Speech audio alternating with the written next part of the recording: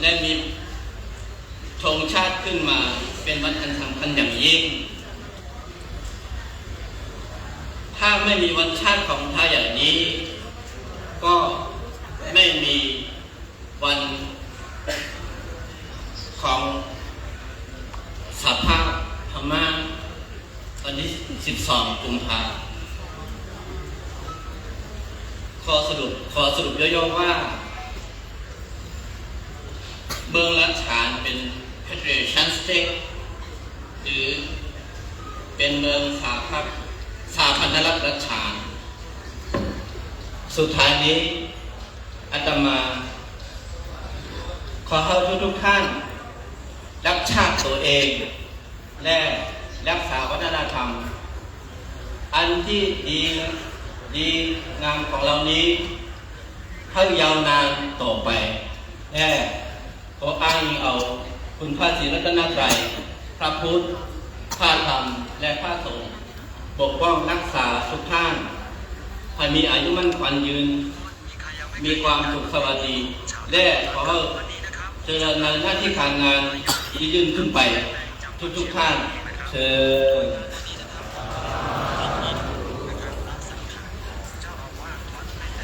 ยินดีขอบคุณซอผู้ดาวดาริดาสังมุขค่ะ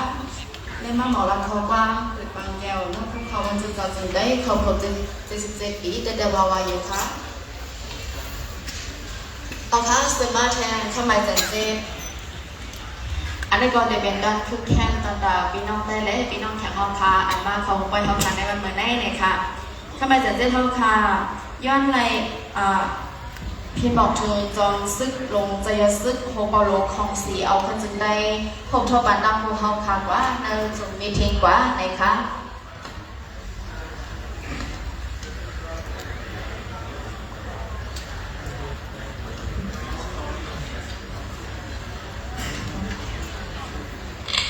ค่ะขอเรียนเชิญพลเอกเจ้ายศประธานสภาเพื่อการกอบกู้ราชการกล่าวประธานคาถาพิเศษผ่านช่องทางโปรแกรมคอมพิวเตอร์หรือซูมมิทค่ะเรียนเชิญค่ะ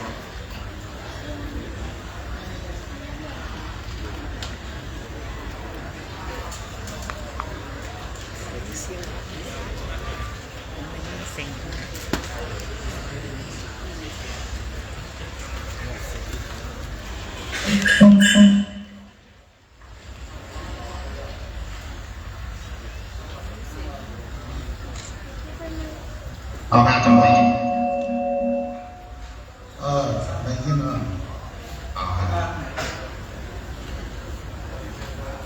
เห็นได้ยินมากกำไปขัดกำ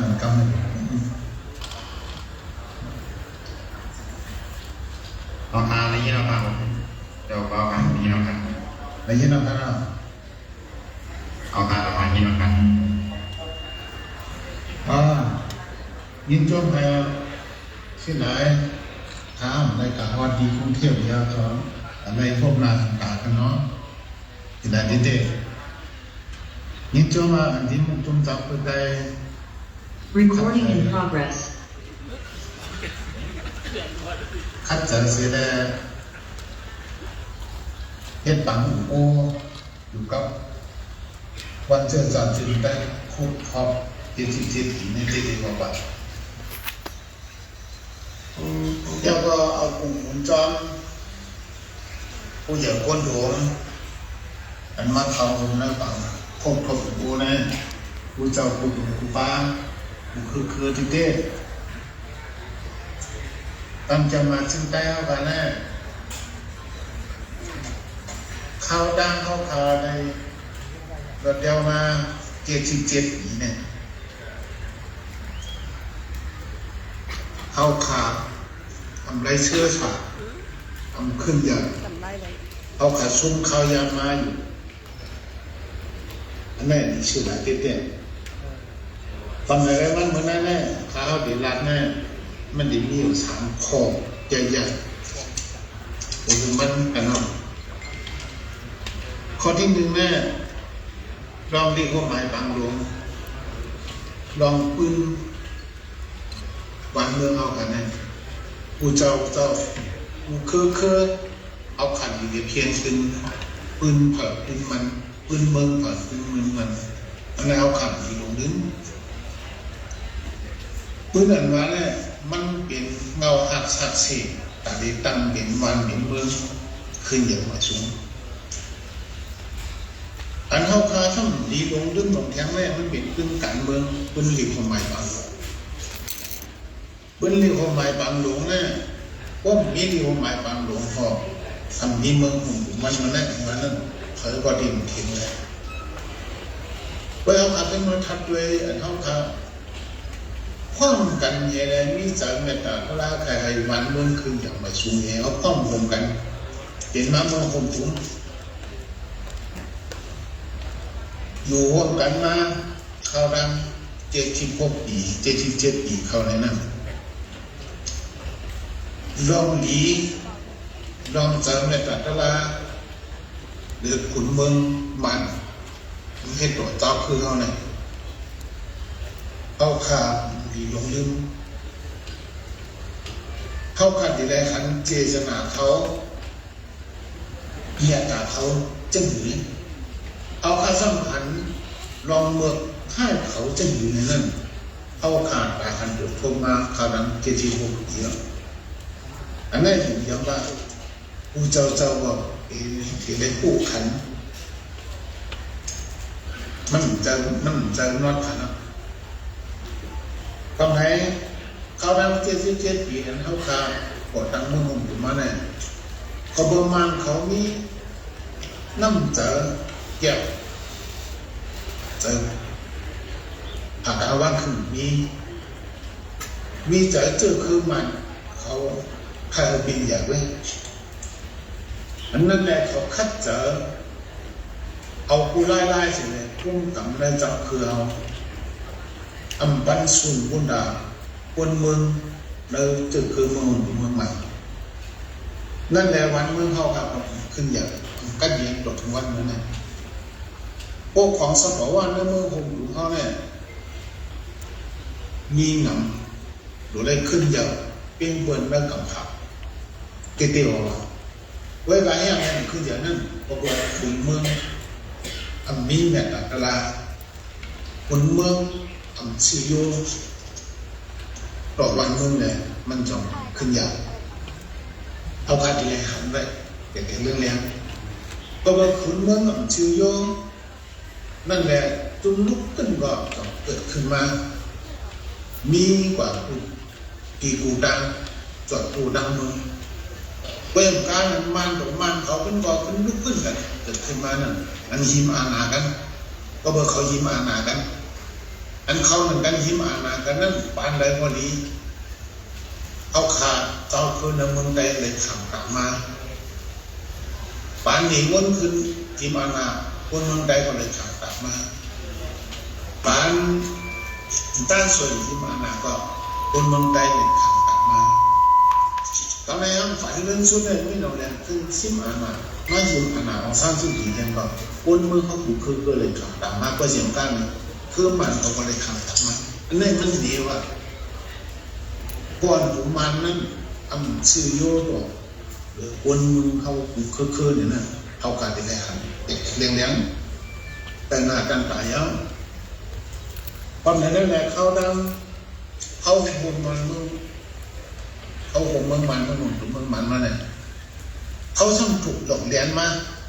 ปกติเขาเนี่ยใจกว้างใจดีใจยาวไว้เขาทำมีแผนการแต่ที่กันการน้ำเย็นเขาทำมีแผนการเทกันบาดเจ็บปุ๊บบอกจุดคือเขาเดี๋ยวคนก็หลอกมาเฮ็ดบาดเจ็บกองซีปานตั้งสวยนอนหลอกมาแย่งแข่งเย่มีทุกจิตก็ถึงวันเมื่อไหร่ก็เจ้าก็ได้อ่านข่าวอยู่ว่าไม่หนองแรงพื้นเผาว่าเก็บซึกช่วงปีบันยังมีทุกจิตกูดีนั่นเหมือนกันเปินปันค่อนกว่าเลยขึ้นกว่าเข้าเหมือนกันมัดกว่ากันอันนี้มันจะไล่เกี่ยปัญหาคนด่าผีบางคนคนมานั่นเท้าอยู่อย่างแบบคือกับอีหูเหลือก็ คนในแรเขาขาดเลยพังหูพังจาตอนสอนนั้นเขาขาดออกมา1ปอกนั่นเป็นสติเมื่อ2ปอกมาเนี่ยเป็นตอนสอนเมื่อ3ปอกมาเนี่ยเขาขาดนั่นเป็นปอก3เนี่ยเขาขาดสิ่งที่จอมแผนการเขาเคยเห็นนั่นก็เขาขาดเจ้าคือเขาขาดคุณไปเขาขาดคุณลือไว้คนไหนนั่นแหละเขาขาดถูกดีให้ปืนหลอกแดงเขาขาดแท่งนั่นในเขาขาดเลยพังสติกันการพังสติกันให้เขาขาดแกะเคตัวเขาแล้วนั่นเขาขาดดีสิเกสังล้านข้อที่3เนี่ยอาภัยลาว่าใครตึกส่วนมาเขาขาดเลยหาดอกไม้เยอะๆเลยเข้าหากันโอ้กันว่าเขาคำหาดอกไม้เยอะๆเข้าหาโอ้กันคำพ่อมสิ่งขึ้นปังมันบ่เนี่ยได้โอ้ดีเฮ็ดขอเฮ็ดมันแต่คนรอคนมันอันเป็นวัดด้วยบอกดีๆมันเหมือนนั่นเนี่ยเฮ็ดขอเฮ็ดมันตึกขอตึกมันกำเนิดมาก็กับมันรอนั้นร่วมเย้าในสีตาก็เขาหนึ่งกันที่ขึ้นตึกกันขึ้นมาเนี่ยดีหิมกันมาเนี่ยอันนี้ดีโคตรเด่นนะเก่งนอกเมื่อก็จังเลยเข้ามาขึ้นเนี่ยแน่ไอ้ตึกส่วนว่าเข้าขังหาล็อกไว้เข้าหากันรู้กันติดเย้า2มาเนี่ยเขาขังอะไรห้องโฮมกันนี่ปิ่นการห้องนั้นเมืองห่มถุงเนี้ยเมืองห่มถุงเนี่ยจื้อมันไว้เมืองห้องห่มเมืองห่มเป็นตีมือไกลสิอันนี้เป็นดอกเนี่ยคนเมืองมาจะเมืองคนถุงจะจังมัน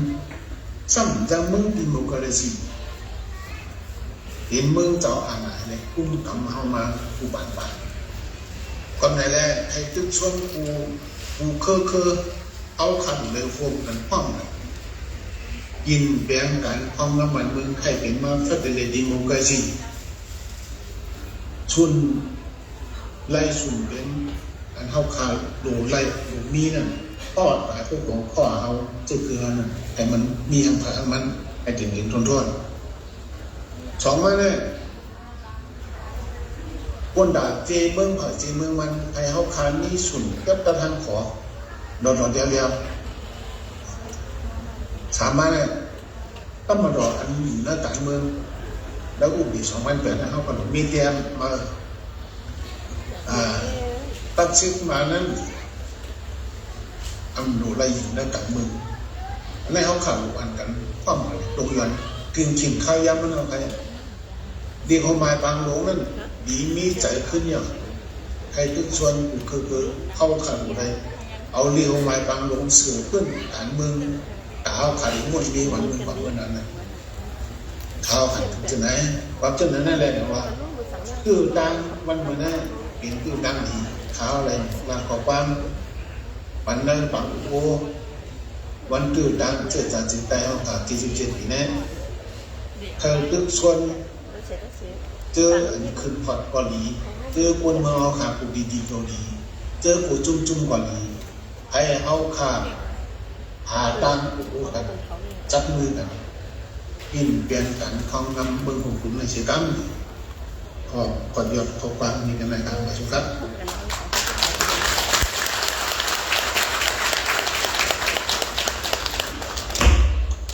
เอาค่ะยินจงขอบใจอย่างนั้นคือสมซึ่งหลงใส่ซึ่งโฮปาลงของสีเอาขึ้นจึงได้เขาค่ะดีมากบัดต้องเขาค่ะในวันมาได้ค่ะ